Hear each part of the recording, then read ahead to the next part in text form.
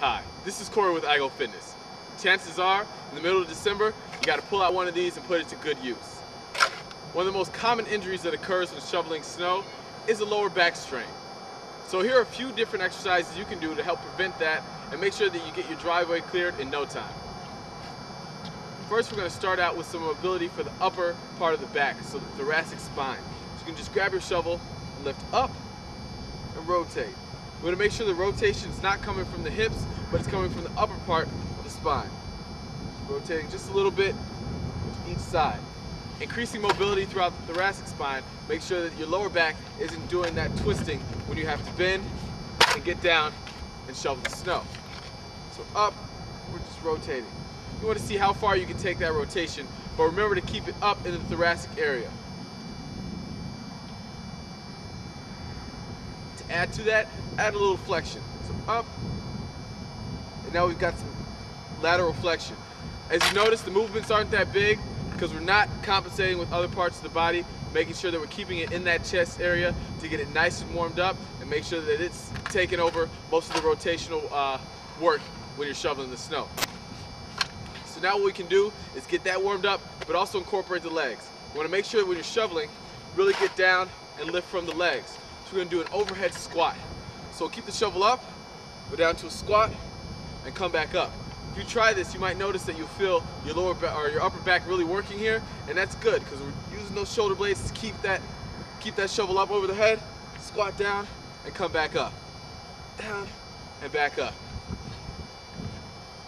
So now we've got the upper body incorporated and the lower body as well. So what we want to make sure we do is also get some rotation going with the lower body. So this makes it a little fun, and the kids might like this as well. We're going to do some rotation with a little bit of explosion. So we're just going to chop into the snow with this shovel. So I'm going to keep one foot facing forward, rotate out with the other, chop down in the snow.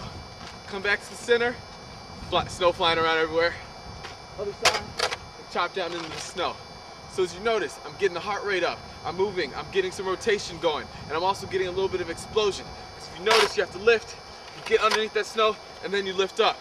So it's not, just a passive exercise. You really have to do a little explosion with the lower body.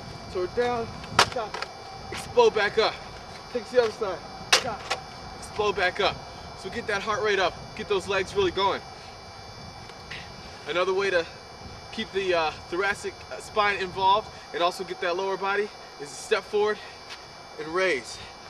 So now we're getting some multi-joint movements here because snow shoveling actually is a total body exercise.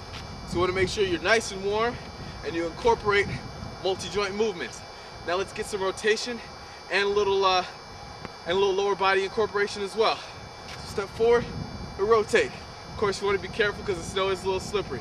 Step forward and rotate. So this makes it a little bit of a balance challenge as well. Got to get a nice little foothold in there. So you might need to slow it down in that case. So those are just a few exercises you can do to make sure you're prepared so you won't injure yourself when you're clearing off your driveway, your neighbor's driveway, or the miles and miles of park that we have around here. So I'm going to get to work. We'll see you next week.